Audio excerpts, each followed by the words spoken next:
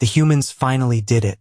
Those crafty, ingenious, terrifying bastards actually went and tamed the most fearsome predator the galaxy has ever seen.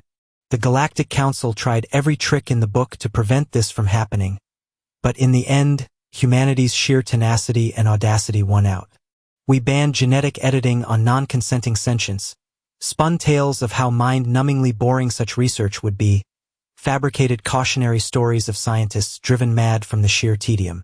Hell, we even passed laws against domesticating new species, grandfathering in existing pets to avoid suspicion. All to stop the humans from creating their own loyal killing machines.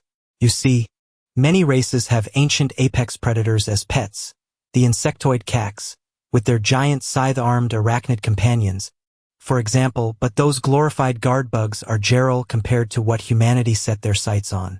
No, those magnificent psychos wanted to resurrect and enhance goddamn dragons.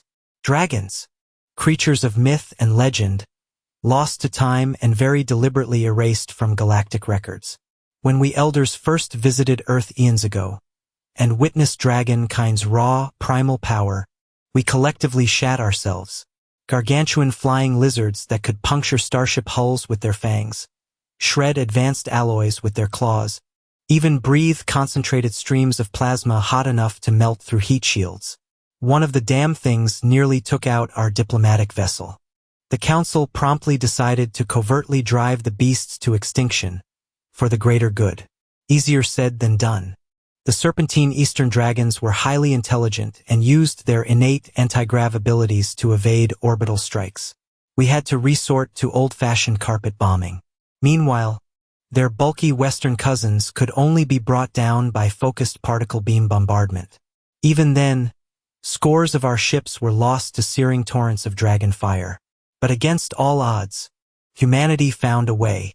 Combining cutting-edge genomics with ancient draconic DNA, they birthed a new generation of dragons.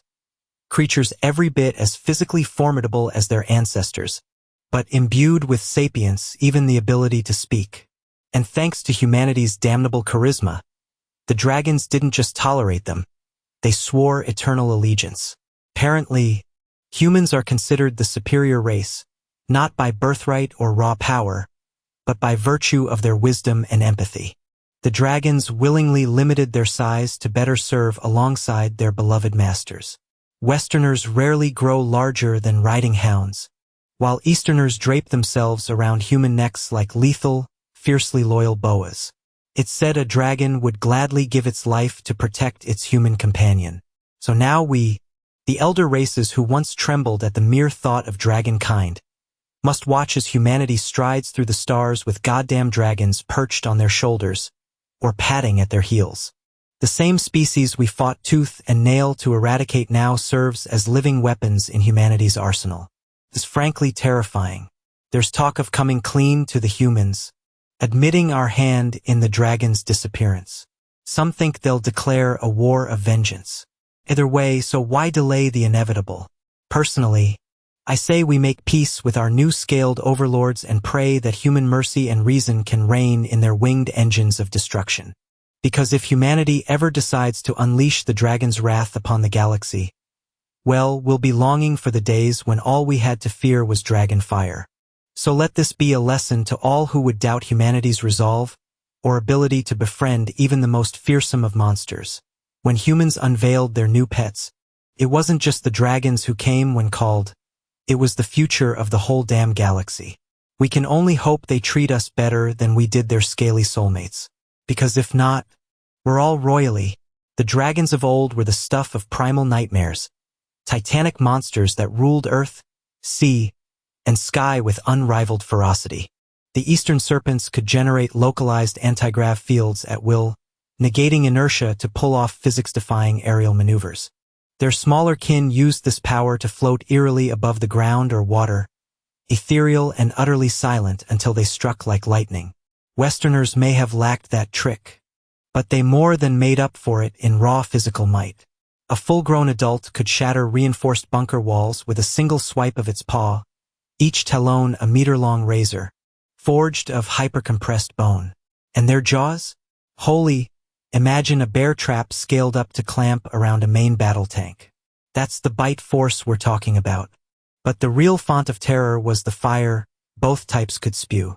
New ultracondensed plasma, laced with exotic particles that ignored known physics. Streams, orbs, even coherent beams of the stuff, hot and bright as a nuclear blast.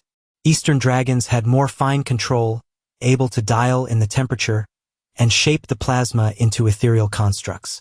Westerners just belched out great gouts of it, drowning everything in their path with stark-or hot hellfire. The ancient humans revered the dragons as gods, offering tribute and worship, but they also coveted the beast's power. Over millennia, a few bold souls sought to tame them. Most ended up as charred smears or bloody, smashed pulp, but a handful, through a mix of cunning, courage, and sheer fool's luck, managed to gain a dragon's respect. These first dragon riders were legends in their own right, warrior kings and scholar princes who united fractious humanity under their rule. With dragons at their side, they forged sprawling empires and ushered in golden ages of progress and plenty. It seemed the dragons had chosen humans for greatness.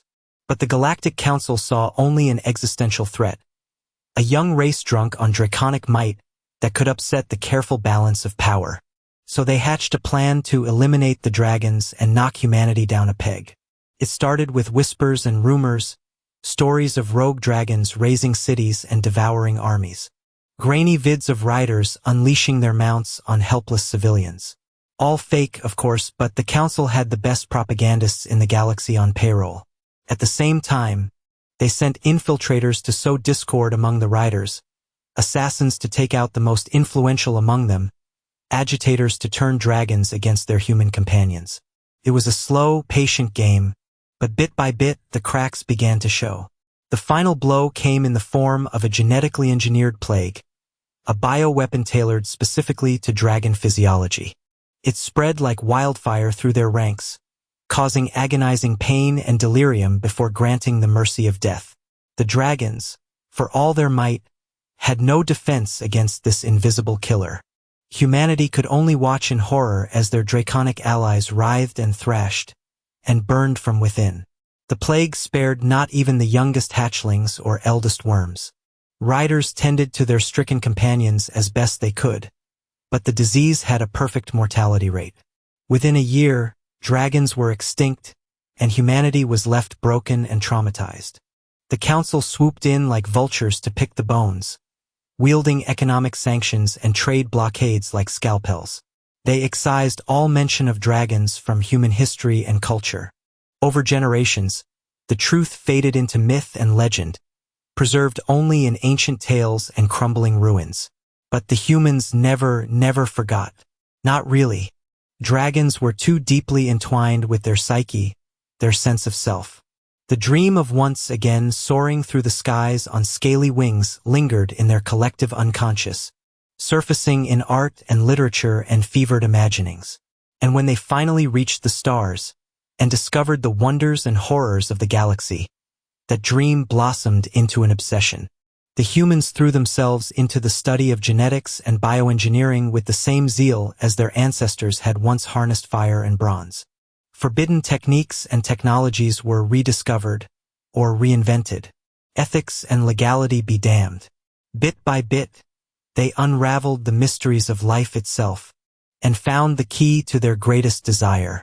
It began with a clutch of eggs, smuggled at great risk from a far-flung world where the Council had failed to fully erase the dragon's legacy. Miraculously preserved in stasis fields and imprinted with the genetic wisdom of their parents, they were the raw clay from which the humans would sculpt their new partners. Splicing in cutting-edge biomods and retroviruses, they enhanced the dragon's already formidable abilities to godlike levels. Massively increased muscle density and diamond-hard scales for the Westerners, coupled with zero-point energy power plants for inexhaustible firepower. For the Easterners, quantum-entangled nervous systems to boost their psionic potential and fine control over their anti-grav flight. But the real breakthrough was cracking the dragon's genetic memory, the inherited instincts and ancestral knowledge that had once allowed them to forge such deep bonds with humans. By tweaking and reinforcing these traits, The geneticists ensured the dragons would imprint on their chosen humans like loyal hunting falcons. The first generation of neo-dragons were more like loyal pets than true partners, utterly devoted to their masters and ferociously protective, but lacking the full intellect of their forebears. It was a necessary compromise to ensure stability while the bugs were ironed out. But with each clutch, each iteration, they grew smarter and more self-aware. Rigorous training and conditioning shaped their minds, even as gene mods enhanced their bodies. They learned language, strategy, even culture from their human mentors, until they could match any sentient race in wit and wisdom. And through it all, the loyalty and devotion to their human companions never wavered.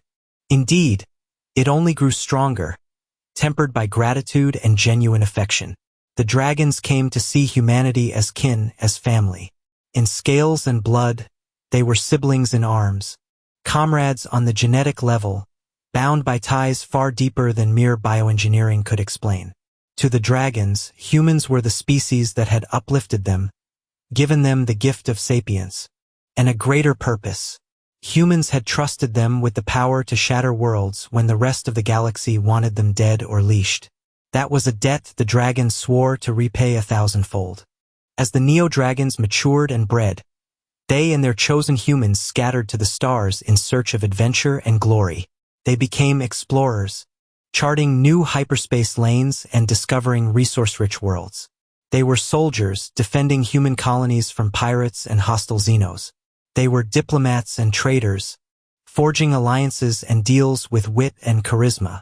And when needed, they were the vengeful claw of humanity, striking fear into the hearts of all who would threaten Earth and its children. The Council, of course, was not idle during all this. They monitored humanity's resurgence with growing dread and sought to curb it at every turn. More sanctions, harsher restrictions on human activity beyond their borders, sternly worded condemnations of their reckless genetic tampering and warmongering ways. But it was all toothless posturing, and the humans knew it. The Council was a doddering relic, mired in bureaucracy and paralyzed by indecision. They had grown soft and complacent after millennia of unchallenged dominion, and had no answer for the raw dynamism and hunger of resurgent humanity. Even so, the Council might have stood a chance, if the humans were alone. But they weren't. They had dragons, the galaxy's most primal nightmare given form and purpose, and an unshakable loyalty to mankind. How could the Council hope to contain such a force? The answer was they couldn't. All their scheming and politicking and backroom deals were so much chaff before the storm of human ambition. And when they finally overreached, when they dared to directly threaten Earth in a last-ditch attempt to hold on to power, well, the dragons were the ones to answer the call. 1,000 strong they came, the greatest flight ever assembled. Westerners with scales of adamant and breath of fusion fire. Easterners pulsing with psionic might, their very thoughts crackling with killing power. Each bore a human rider clad in form-fitting armor, neural links feeding them targeting data and sensor feeds. At their head flew Admiral Thorn, pride of the human stellar navy, and his dragon brother, Shad. Thorn was a legend, the man who had broken the Axer hegemony and scattered the Essex slaver fleets. He had fought pirates and rebels and would-be conquerors across 100 worlds and laid their broken corpses at the Council's feet. But for all his battles, he had never unleashed the full might under his command. The Council had forbidden the use of dragons in warfare, cowed as they were by the beast's destructive potential. Thorn had chafed at the restrictions, but bided his time. Now, with the Council exposed as a paper tiger, and humanity's wrath boiling over, he would hold back no longer. The enemy ships hung in space like rotten fruit, a great armada of gleaming silver and polished chrome. Pretty toys for a pretty empire, more suited for parades and state functions than true battle. Oh, they bristled with weapons, enough to glass a planet, but against a foe that could dance between the stars and breathe nuclear hellfire, they might as well be armed with slings and arrows. Thorn smiled, a cold smile, as his HUD lit up with target runes and optimal firing solutions. Beside him, Shad's mental presence burned with predatory glee, his body tensed and ready for the hunt. He felt his eagerness, his hunger to tear into the ships that dared threaten his human packmates and kin. It was a hunger Thorn shared, down to his bones. "All flights, this is Admiral Thorn," he said, his voice cold and clear over the comms. "Engage the enemy. Show them the fury of dragons and the might of humanity. Let none survive." As one, the dragons roared their ascent, the sound rolling through the void like thunder.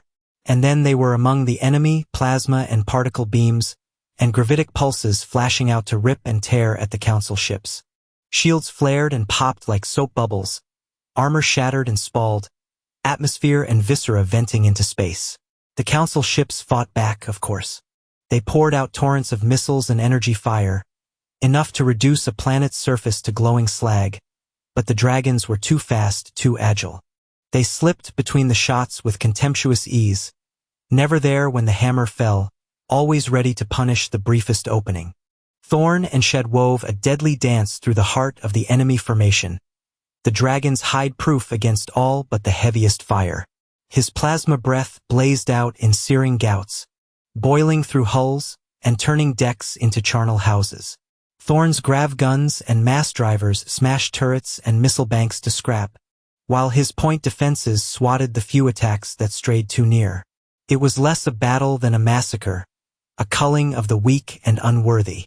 The council ships died by the dozens, by the hundreds, torn apart by draconic fury and human wrath, their crews perishing, screaming as the dragon's fire found them, or choking on vacuum as their shattered hulls spilled their guts into the void. In mere hours, it was over. The once proud armada was a drifting cloud of cooling wreckage and frozen corpses. Not a single council ship remained intact. Not a single life spared. It was a victory, total and absolute, a triumph of human will and draconic might. And it was only the beginning. With the council's military broken, their authority crumbled like a sandcastle before the tide. Rebellions and secessions flared like wildfire across the galaxy, as long-suppressed resentments boiled over. The Axer rose again in slaving raids, the SE and a dozen other races, sharpening their knives for a piece of the carcass. Humanity watched the chaos unfold with grim satisfaction, content to let their former oppressors tear themselves apart. The dragons basked in the adulation of the masses, reveling in their status as living symbols of human ascendancy.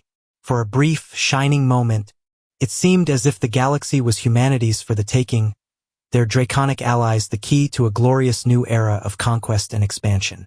But even in victory, there were those who urged caution. The Neo-Dragons were loyal, yes, but they were also proud and fierce, and all too aware of their own power.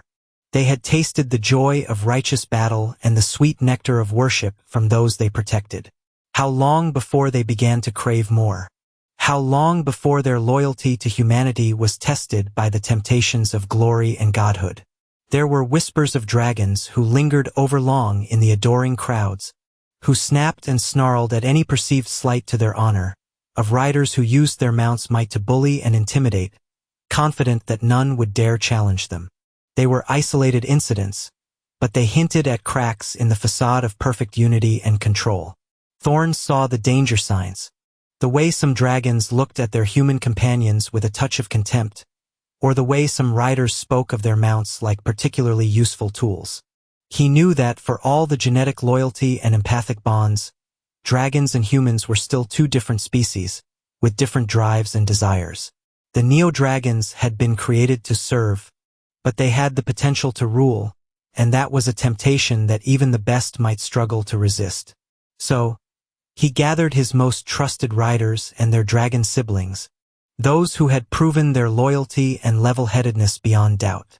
He forged them into a new order, a brotherhood sworn to police their own and uphold the ideals of coexistence and cooperation. They would be the watchdogs of the watchdogs, the ones to guard against the excesses and abuses of their own kind. The Order of the Adamant Claw they called themselves, for they would be as unyielding in their duty as dragon scales were to mere steel. Thorn hoped it would be enough to keep the peace, to prevent the dream of human-dragon unity from souring into a nightmare of draconic tyranny. But he couldn't escape the feeling that it was all a stopgap, a delaying action against the inevitable. The neo-dragons had been created to serve humanity, but in elevating them to true sapience, in partnership, perhaps they had sown the seeds of their own downfall. Only time would tell if the bond between human and dragon could withstand the crucible of the coming years. For now, though, Thorn had a more immediate concern. The galaxy was still in chaos, with a dozen brushfire wars and petty conflicts flaring in the wake of the Council's fall. The neo-dragons were needed more than ever to restore order and stability, to protect the innocent, and punish the guilty. It was a duty he and Shed relished, the chance to once again unleash the fury of dragons in service of a righteous cause. The galaxy would learn to fear the thunder of draconic wings and the flash of human steel, the implacable advance of the adamant claw. And if that fear was tinged with worship, with awe at the power of the human-dragon union, well, Thorn was only human after all. He couldn't deny the thrill of riding a legend into battle, of knowing that he and his siblings in scales were the stuff of myths and nightmares. "Ready to hunt, old friend?" he asked, running an armored hand along Shad's scales. The dragon rumbled in assent, his predatory grin mirroring Thorn's. They were adamant claw, human and dragon, bound by blood and battle, and a dream of a united future. And the galaxy would never be the same. The age of dragons had come again, and woe betide any who stood in their way. So, let this be a lesson to all who would doubt humanity's resolve, or ability to befriend even the most fearsome of monsters. When humans unveiled their new pets, it wasn't just the dragons who came when called, it was the future of the whole damn galaxy. We can only hope they treat us better than we did their scaly soulmates, because if not, we're all royally